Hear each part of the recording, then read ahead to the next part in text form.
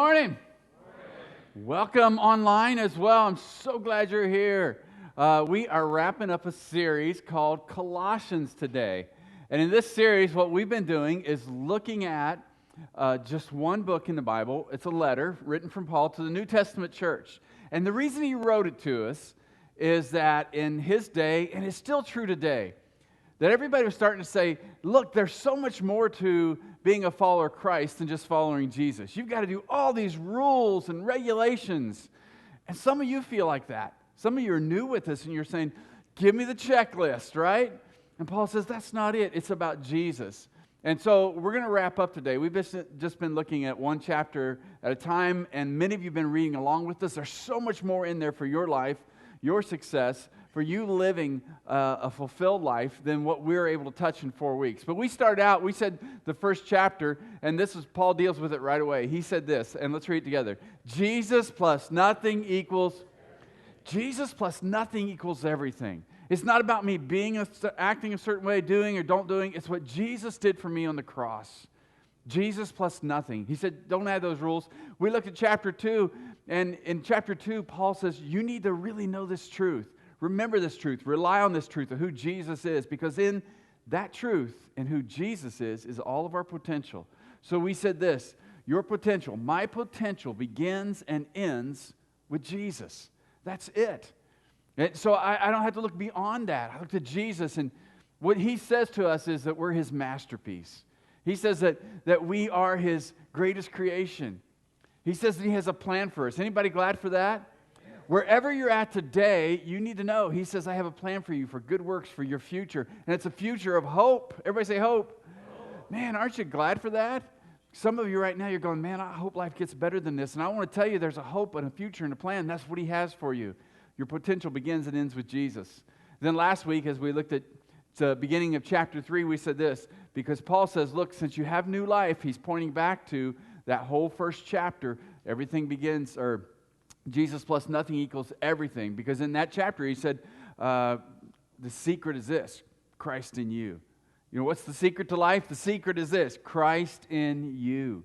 And so, again, he points back and he says that new life thrives in a healthy environment. And we talked about how we need to shift our attitude, that the environment is right here within us. It's not about this environment out here, but the environment that we have, that we create that environment. And that's how we grow in this new life. Now, this week, if you've been reading chapter 3, I'm going to actually take the end of chapter 3 and the beginning of chapter 4 today. And then this week, I want to challenge you to read chapter 4 in Colossians. If you've missed any of these talks, and you can always go back, church online. You can do this too, alivechurch.com. We archive everything, and I'd encourage you to catch up. This is a great study. The book of Colossians is an important letter in our lives. So today, I'm going to go over a couple verses. Now, I'm going to start in verse 23 of chapter 3, because there's a few verses in there. Some of you, if you're following along your Bibles or your YouVersion, you're saying, what about verses 18 through 21? All those things about relationships. Well, those are very important verses. In fact, so important that we're doing a series in just a couple of weeks that really is going to expand those verses. So I'm not going to look at those few verses today. In fact, I want you to see what's coming up. Watch this.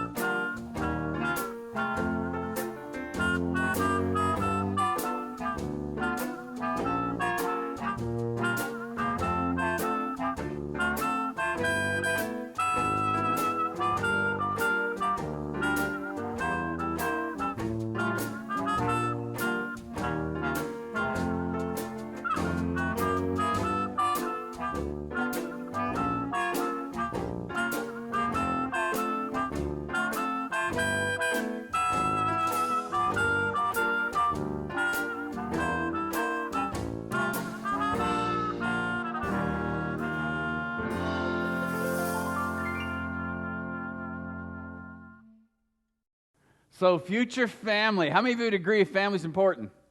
Yeah. You know, we all have them. You may not like your family.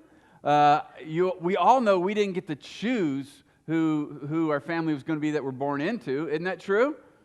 And so we're going to expand those verses in a series called Future Family. It starts in a few weeks. Mark your calendar, September 13th through October 5th.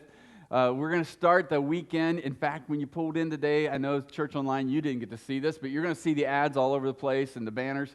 But we have banners on the road. It's a weekend that we're going to have a big event. Invite your friends. We're going to cook out, have the jumping castles as we kick off Future Family. So you won't want to miss that. And I'm going to begin that weekend back here in Colossians chapter 3, verses 18 through 21. So today, I want to jump ahead to Colossians 3:23. I want you guys to read this with me, okay? Church Online, let's read this first line together. Work willingly at whatever you may do, as though you were working for yourself rather than for people. I know. Isn't that how we feel, some of us, though? I'm doing this for me. Or how about this one? As though we're working for the man rather than for people. So that changes my attitude. Now, you see, Paul just talked in this chapter about our relationship with our family and with others. And now he says, let's talk about your relationship with your work. So this is an important part of our lives. We spend a lot of our lives at work. And what Paul says is, work isn't a four-letter word, basically. Mike kind of joked about that, but that's how some of us think of it, as a four-letter word, and it's terrible. Versus, this is an attitude shift for many of us to say, you know what? I need to see work as my ministry. That I'm not working for the man or myself or even for my family, and that's a great cause. But the reason I work is because I'm working for the Lord and for His glory. And that the way I do my work is a reflection of Him. You see, that changes everything. Work willingly as though you were working for who? The Lord, rather than for people. Now, I asked you what your thoughts are, and several of you, you've been responding already. I hear my phone just going off like crazy. One word, first word that comes when you think of the word work. Somebody said burden. Progress. I like that. A couple progresses in here. Somebody said joy. I love that, man. Joy. If you have a choice between going to work and it's a burden or joy, what do you want? Some of you aren't sure. This is going to be a good talk for you. What do you want? Joy or burden? Some of you still aren't sure. It's okay. Somebody said future. Stretched. Stressful. Anybody come up with the word stress? That's, yeah, stress. Somebody said no! Exclamation. Somebody else said women. I'm not sure what that means. I'm not even going to try to pretend, okay, guys? I know I get you in trouble sometimes. You're not getting me in that kind of trouble. Here's stress. Boy, here's a paragraph. I said one word, so I won't read the paragraph. Somebody else said ugh with like 10 U's. Ugh. So how do you feel about word? It's not a four-letter word. What I want you to do today is I want to look at Colossians 3:23 and a little bit further down and what Paul tells us about work. Because some of you see that and you're going, oh, it is, I don't like it. I grew up with an attitude. My family, it was a bad thing. Instead of seeing it as ministry, you see it as a four-letter word. And it's ministry. And today is all about an attitude shift to see that, man, this is ministry. This is a place of fulfillment and a place of joy. You're going to spend a lot of life there. So if Jesus wants us to have a rich and satisfying life, that includes work. And Paul gives us the secret to how that works. He says, work willingly as though you're working for the Lord. As though you're working for the Lord. Now I want to wrap it up in just a short saying today. Whatever I do and say, this is really corny, isn't it? And if you think it's corny, I didn't come up with it this week. If you think it's genius, it's all me, okay? I don't know. Whatever, let's read it together. Church Online, read this right where you're at. Read it out loud with us. Whatever I do and say, I represent Christ today. Now, that's true of with our families, and he's talked about those relationships with our neighbors, and it's especially true in our work. Whatever we do or say, we represent Christ today. So how I do my work makes a difference because I represent Christ. I'm working for Him. What I say, it represents Him. This feels like it could almost be a rap, doesn't it? Whatever I do, no, we're not going to go there. Hopefully you'll remember this week. Whatever I do or say, I represent Christ today. One more time, let's read it together. Whatever I do and say, I represent Christ today. Even in my work? Yeah. But Jeff, you don't understand. I hate my job. I get that. I totally get that. But today's all about a shift. Because it's not about what you do, it's about how you do it. And I'm going to show you, the more you live this out, the more you'll begin to move into places where you love your work. And it all starts in here. It kind of goes back last week, this healthy environment. Here's what Paul says in Colossians chapter 3, verse 22 through 4 and 1. I'm going to give you a couple verses. He says, and we'll put this in the context of where we live today. He says, obey your earthly masters in everything you do. Okay, right away, some of you are going, wait a minute. I don't have an earthly master. That's okay. He's got a verse for you.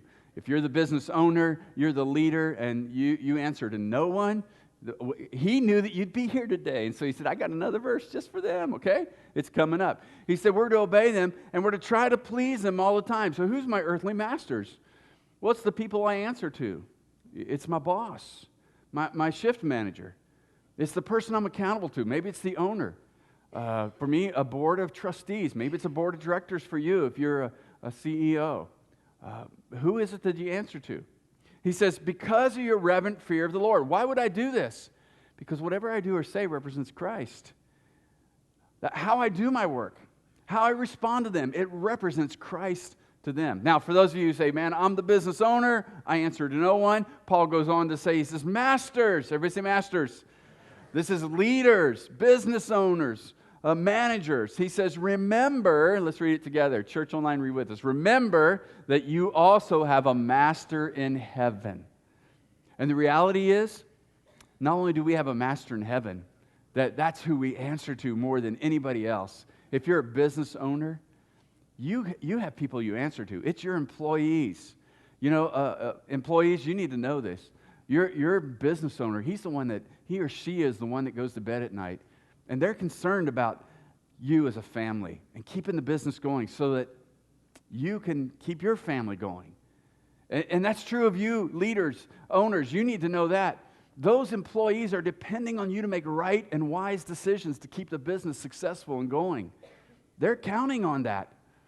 And if they're worried about that, you're going to have some trouble in your relationship with them. And not only that, but if you're a master, if you're a leader or a business owner, you answer to those customers. Isn't that true? I mean, if they don't, the stores I go in, if they don't answer to me and, please me and give me the product I want, I don't go back, right? You guys the same way? Yeah. It's same here at church. I mean, if the experience isn't good, you had a horrible experience, you're like, I'm finding another church. But thankfully, you came in here and had a great experience, right? This is an awesome place. Yeah, well, I love it. How could you not like a live church, right? I know. Remember, if you're a business owner, you feel like you answer to no one, yeah, we still answer to someone. We have a master in heaven, so whatever I do or say, I represent Christ today. Now I'm going to give you 2 verses from other places just about work. Let me just kind of set up God's thoughts on work. And Paul gives us this in different places. I realize today, some of you don't have jobs.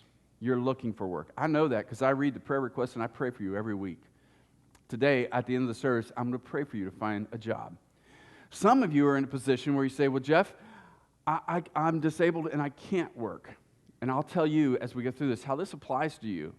Because as long as you're alive, God still has a purpose and plan for your life. And you see what you do every day is ministry. Others of you, you may say, well, I'm retired. I don't have to work anymore.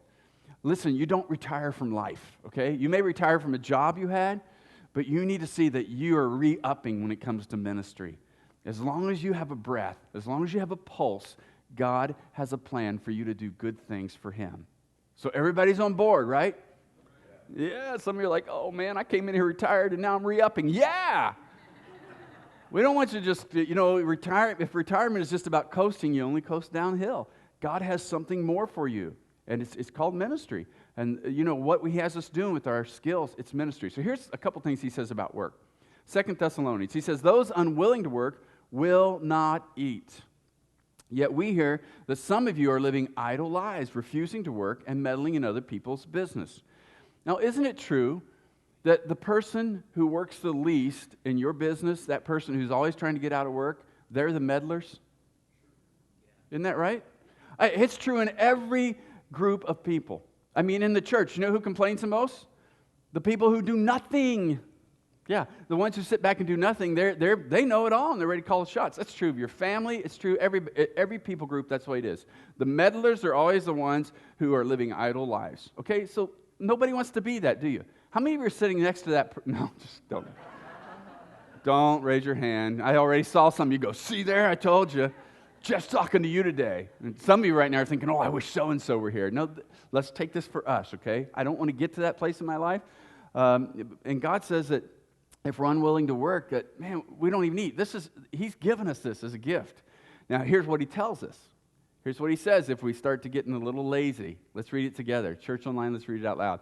We command such people work to earn their own living. I mean, that's who we're supposed to be.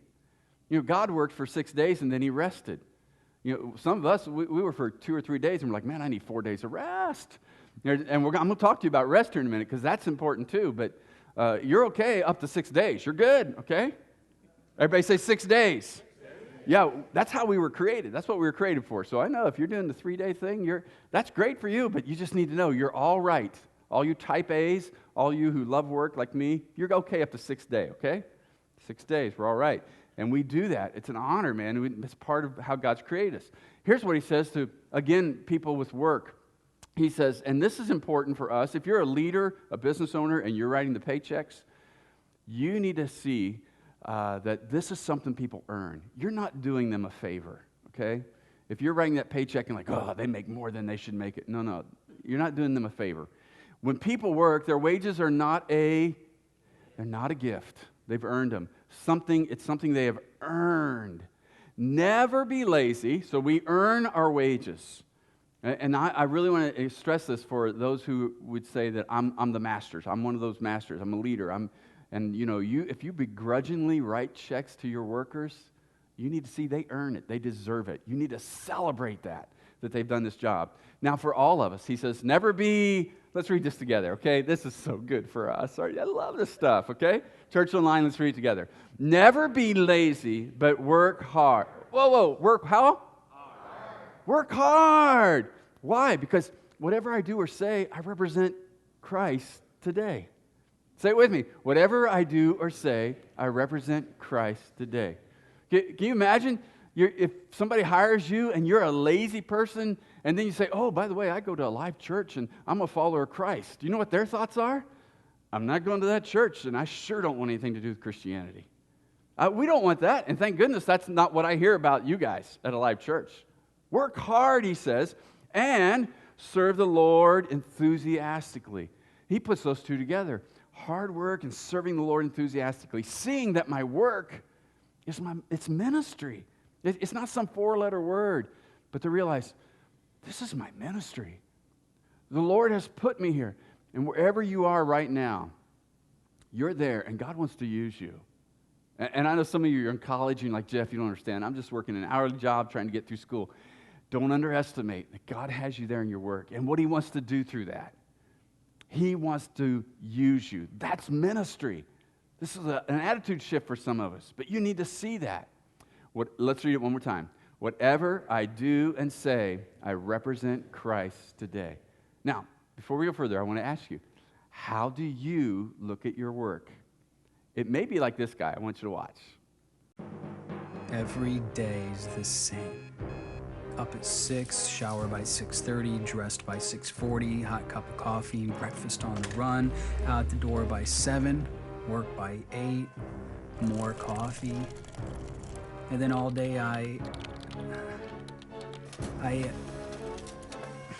can't really even tell you what I do. I pass the time until my real life can resume at 5.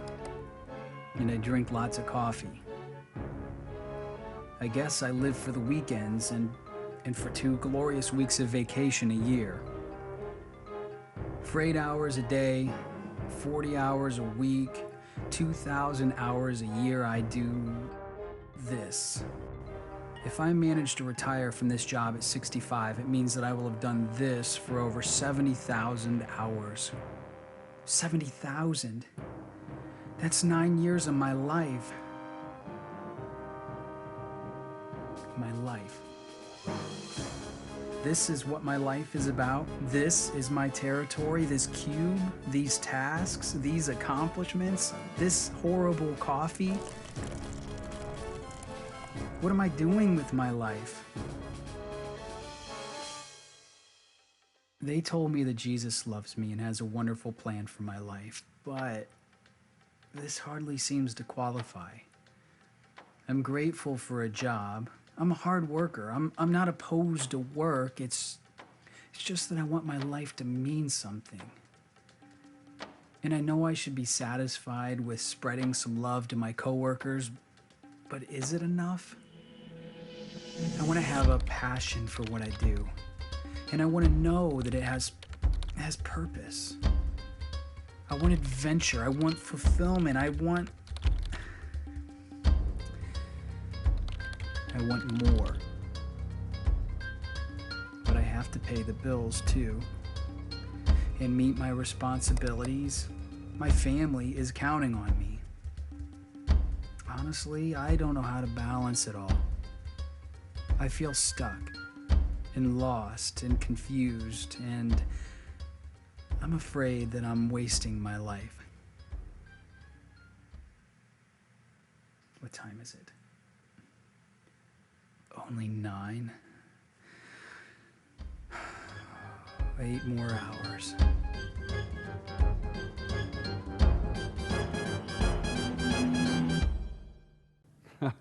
I hope you don't feel like that. But if you do, I get it, and I want you to know there's hope. There is hope. Because our work is our ministry. And there's a purpose in that. God's placed us right where we're at. Whatever I do and say, I represent Christ today. That includes my job, especially my job. Now, we need to, here's what we do about that. Here's how we can live this out. We need to recognize that work is a gift from God. Say this last part with me. It's a what? Gift from God. Work is a gift from God. And I know some of you, man, you're looking for work. You've been looking for a while, and you're going, yeah, I get that. You know, some of you trade places with that person who says, oh, I hate my job right now just to have a paycheck. Put food on the table. It's a gift from God. It's not a gift just so that we can make money. It's a gift because He wants to use us there. He wants to use us in ministry and influence there. Now, we're going to talk next week a little bit about ministry around here. I'm going to dive into that as we start the series, Focus, and how that will really focus our lives, not only seeing our work as ministry, but our lives, every area of our lives, and our church ministry, and being focused on that. How do I do this? How do I live this out? How do I recognize that this is a gift from God? I want to give you 3 things. First of all, I need to use my skills and abilities. I need to use my skills and abilities. And I know right now, I could hear somebody just say, oh, you don't know. I'm in a job where I can't use my skills and abilities. I'm going to say, use your skills and abilities. We have a lady on staff here. She is so important for what we do in ministry. Her name's Sharon. And her first year on staff, she was using skills and abilities, and I had her in a position. We hired her for communications. And she was doing great at that. She did a great job at it. But every time she had a chance, she'd start speaking about the weekends. And she would always, if there was an opportunity, she'd jump in and do something. And finally, one day, we were at this staff gathering, meeting, and we were talking about some of the frustrations. I mean, if you leave the details in my hands, you're in trouble. And I know I get a lot of credit. People think I'm organized and we're planning ahead. There's none of that's me. It's the incredible staff that we have. And so one day she said, well, you know, I could help out a lot more with the weekends. In fact, that's what I used to do. And we had all seen that, yeah, when she puts her skills and abilities to use there, that the weekend's better. And we came away from that and we're like, well, that's a no-brainer. Let's shift you. Do you love that? Yeah, I love it. And we moved her over there to run the weekends. She produces the weekends. And all of a sudden, everybody in the church are like, something's different about our weekends. You guys are really doing great. Why? Because Sharon took over that part of the job. And she's able to use her skills and abilities. But she didn't wait until I gave her the position. She was already doing it. In the Bible, there's a guy that was like that, Joseph. If you've ever read his story, go back in the Old Testament, you can read it. He knew that God wanted him to be a great leader. Guess where he ended up? Prison. You know what it says about him in prison? It says the prison guards never had to worry about anything because he was such a great leader in there. He would lead all the other prisoners and take care of things and whatever they wanted. He made sure it happened. And you say, oh, you don't understand my prison, my life, it's horrible. Be Joseph. God will develop your skills and abilities so when the opportunity comes, and the opportunity came, Joseph ended up being the prince, actually ended up being the one who ran the country after that. He got out of prison and ran the country. And I've often thought, I wonder what his job would have been had he not been faithful while he was in prison in the job he didn't like. You know what I think? He may have been a Circle K worker or something. I don't know. And I'm not saying anything about Circle K. I'm just saying if you go from president to Circle K, although if I had a choice between being president of the United States or Circle K worker, I'm all in for Circle K worker. You guys know what I'm talking about? I really don't want that stress. Here's what Paul says in Ephesians 2:10. You're God's workmanship. This is in the NIV. The NLT says you're his masterpiece. And he says this, you're created to do what? Good works. You're created to do good works. You may not feel like you're in that right position to do that right now, but I'm telling you, just do the good works right where you're at. And the more you do that, use your skills and abilities, the more faithful you're at, the more God will bless you. It's not about getting the right job and quitting the wrong job. It's about changing in here and saying, if my job is shifting or shoveling sand, I had that job for a while. And I decided when I got that job, I said, I'm going to be the best shoveler of sand they've ever seen. And that's what they told me before I left. I wanted to hear them say it. I did it for 3 months, in between college. I'm like, there is nothing in my life that I wanted to, I can't wait to shovel sand someday. Man, I had blisters. I said, I don't care. I'm going to be the best. I'm going to keep up better than anybody. Do good works. Be good. Why? Because whatever I do and say it with me, I represent Christ today. Number 2, start my workday with prayer. Now, it's not an accident that Paul puts this verse next. He's just talked to us in chapter 3, about our relationships with our family. And now he's starting to talk about work. And one of the things we have to be careful of is that we don't get this silo effect, or we get this compartmentalizing of things where we say, okay, my spiritual life's here, my family life's here, my work's here. So when I'm at church on the weekend, I act like a good person. With my family, it depends on my mood. And at work, I hate it and I'm a grump. You don't do that. Basically, Paul tells us in this letter from chapter 1 all the way to 4, he says, the secret is this, it's Christ. You are representing Christ, and Christ is living in you in every area. You don't compartmentalize this. This will set you free. And so he says, look, you need to be praying about every part of your life. Your family relationships, your spiritual journey, and your work life. Let's read this together. Here's what he tells us to do right after talking about work and relationships. Devote yourselves to, come on with enthusiasm, devote yourselves to prayer with an alert mind and a thankful heart. Man, that I'm praying for my boss, that I'm praying for my customers, that I'm praying for my work. You're saying, that's embarrassing, Jeff, that I'm grabbing their hands and praying. No, that's not what I'm saying. I'm saying start your workday with prayer. Say, Lord, I believe this today, that whatever I do or say, I represent you, Jesus, today. Would you show me the opportunities?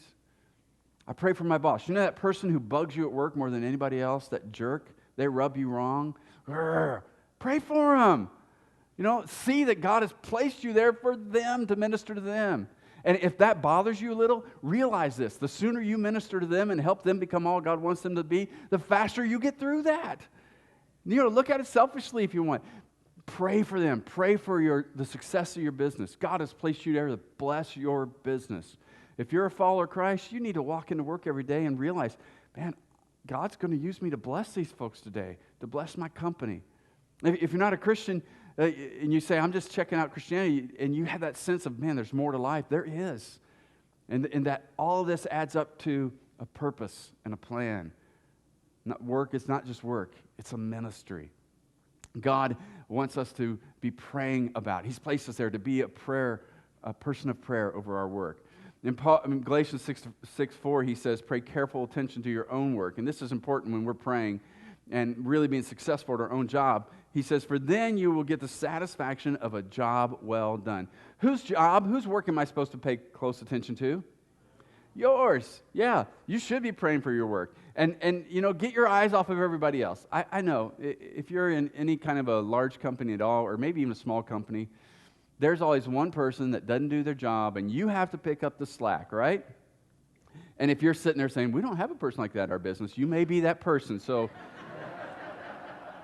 You know, you think everything's great, and they're talking about you. But listen, there's always that one person. You quit worrying about how they're doing their job. It's not about them. This is about you.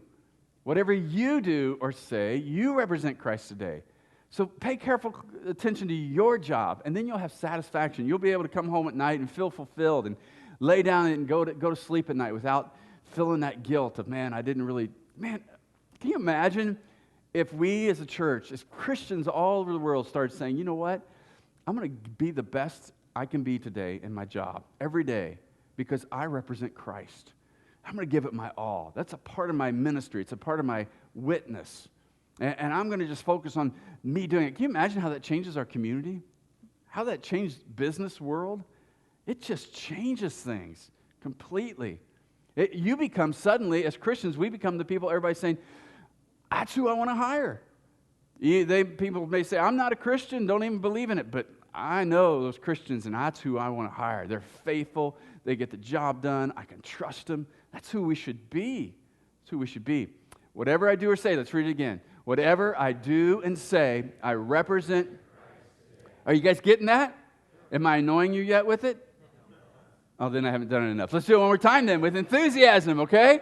Whatever I do and say, I represent Christ. Let me give you a third thing. Be intentional. What do I mean by that? I mean, wake up every morning and say, okay, God, you've given me this job. And I'm going in with the idea that you have me here to serve in ministry. You have me in here to do good works. And you may be praying and saying, Lord, this isn't the job I want the rest of my life. If you're in college, that's probably true of you. Some of you are in your 30s and 40s and you've been just dragging along. This is about an internal change. And the more intentional you are about saying, God, this is ministry and this is for your glory, that's what I've given my life to, the more He'll move you into places of blessing, places where you feel more fulfillment. Just find that right where you're at. He says this, and Paul kind of wraps this all together because he's talked about relationships with families and he's talked about our relationship with our work, and he says this, live wisely among those who are not believers. You see, when it comes to our mission here at Alive, we say that we are all about leading people who are far from God to be followers of Jesus. And we break that down into 3 words. Lead, train, send. Say this with me. Lead, train, send.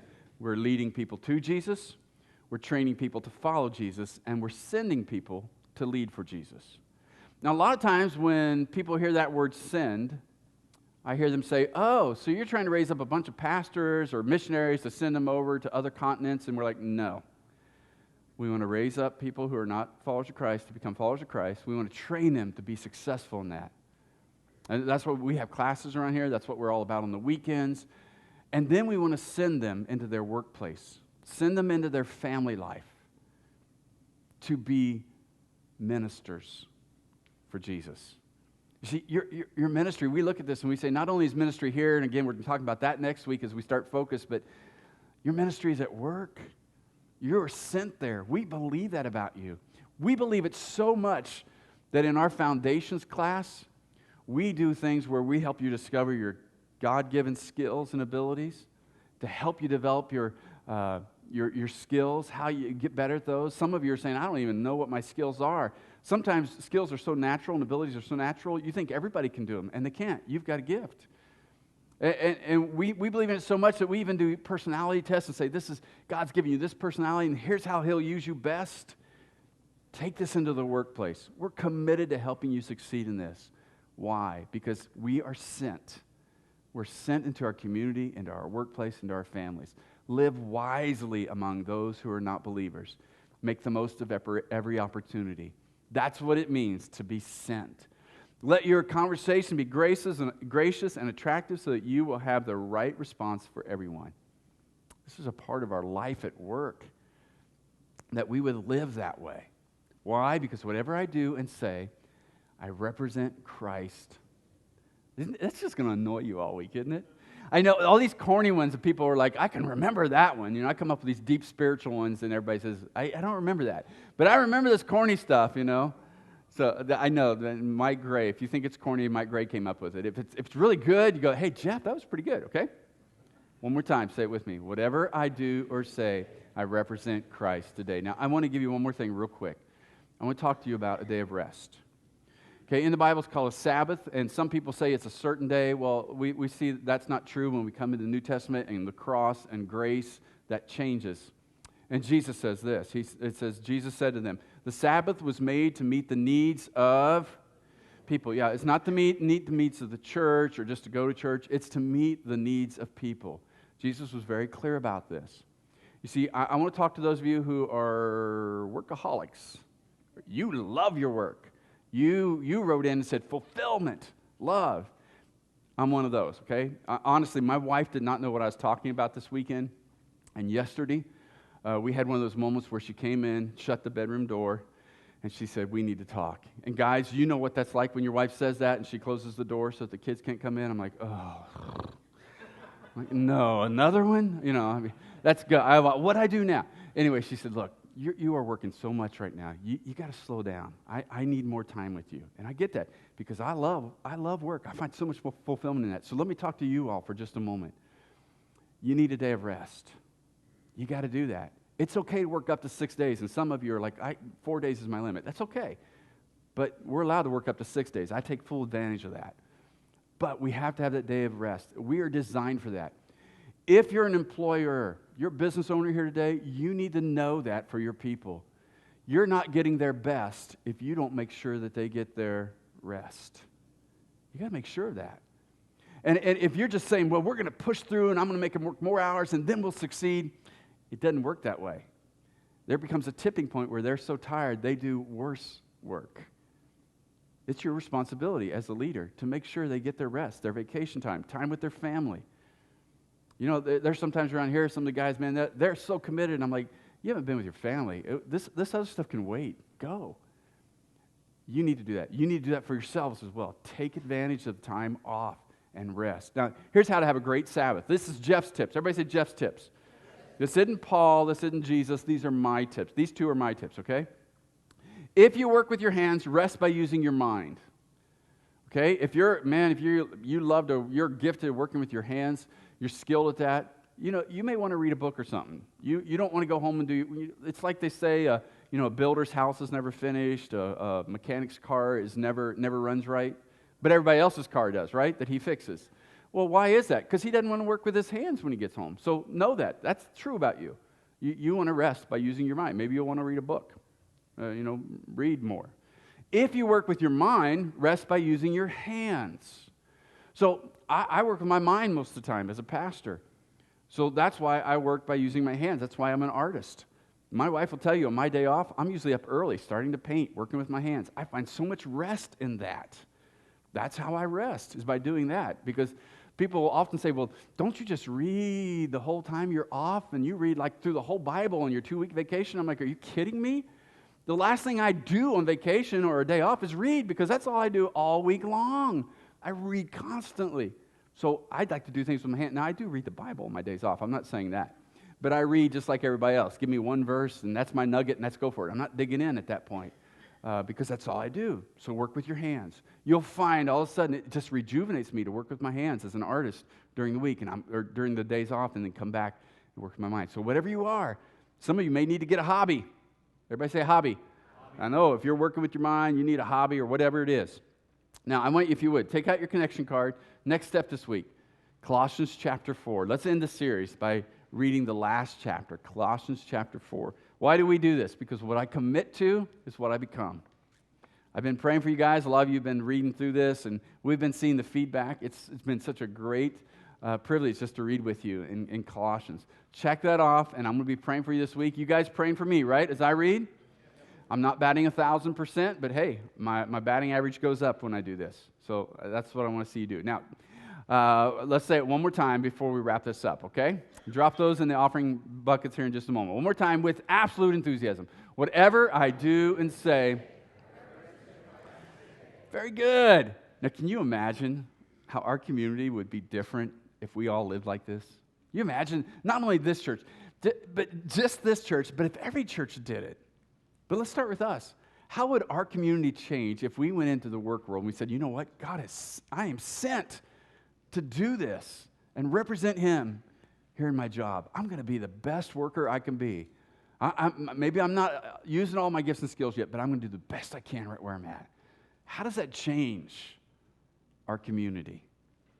And that's what we're about. We are sent to represent Christ. Let's pray together. Father, thank you, Lord, for the wisdom that you give us to navigate through work in our lives. And that we would see work, it really is a gift from you. And Lord, even as I'm praying that, I know there are some folks right now that they don't have jobs. They're listening to my voice, or they're here, and they've been looking for work. And if that's you right now, I just want to join you in prayer. We're praying for you. You write that on your connection card. We're praying for you. We'll continue to pray for you. If that's you, Lord, I pray for that person right now. Would you open the opportunities, open the doors this week, lead them to that place of work so that they can provide for themselves, for their families. Lord, and help them to see that it's an opportunity of ministry. Would you open that door? Let your provision be seen. We believe you're our provider. And Lord, I pray for all of us as we go out of here today that we would say, oh, I see this. I'm sent. I am sent into my workplace that whatever I do or say, I'm representing Christ.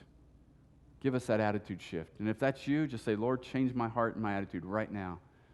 Use me in my work environment. And Lord, there are those who are they're at a place of retirement, or maybe they can't work right now. Would you show them, Lord, how you want them to use their gifts, their skills, their personalities for your kingdom and ministry? Because you have good works for them still to do. We believe that. It's what you said in your word. Now, if you're here and you're not a follower of Jesus, that's where it begins. To know that he has a purpose and plan for your life. More. There is more. It's good works in him. A good purpose, a good plan, a good future. Just invite him into your life right now. Just say this. Say, Lord, I ask you to forgive my sins. Remove the guilt and shame of my past. Let me begin a relationship with you. And let the rest of my life represent you. In Jesus' name, amen.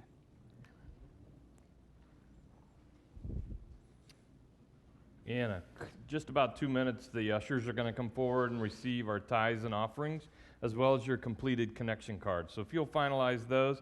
If you made any decisions today, be sure to check those on your connection card so that we can be praying for you this week. And like Jeff, I've really enjoyed this reading through Colossians each week. It's been, I have a reading plan, but I added this to it. It's really been a great, fun, fulfilling. I get something new almost every day in that process. I have a couple of things to talk to you about. Discover Alive. Jeff mentioned our class process. If you've been around for a while or you're new to us, if you haven't attended Discover Alive, that is your next step. Check it on your card. Join us for that class. It's a great class. It really helps you frame what a live church is about, so you can for sure know if this is the right church for you. We want to be real transparent in that. And we have 2 of those coming up. Check those and sign up for that. And then that's the transition that will transition you into the foundation classes, where we'll help you discover what is your purpose. Where should you be putting your effort and energy in your work? That is something you need to do. You need to discover that. So check that on your box and on the card and drop it in the box. Ushers, if you would, come forward and receive our tithes and offerings.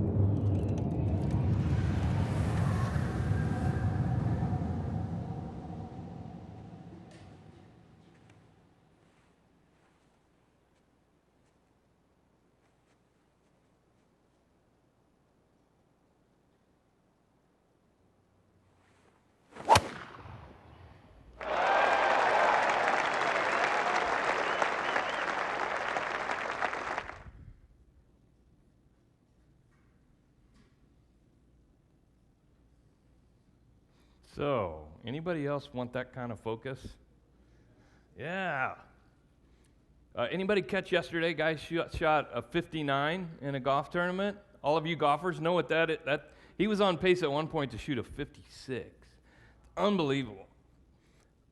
Focus. So that kind of focus in your life, in your family, in your work, we want you to have that, and we're going to be talking about that in our Focus series. And in turn, we want you to partner with us. So next week, we're going to fill out a Live Church Focus survey, and we're going to do that live during the service. So next week is your opportunity to partner with us to help us focus and do what we do in leading, training, and sending people for Christ. So be sure to be back next week. Fill this out. It'll be a great series. You won't want to miss it. And our prayer team is in the corner, and they would love to pray with you today. If you have any prayer needs, see them before you leave, and you're dismissed. I'll see you next week. Value is not worth the price, so just let it go.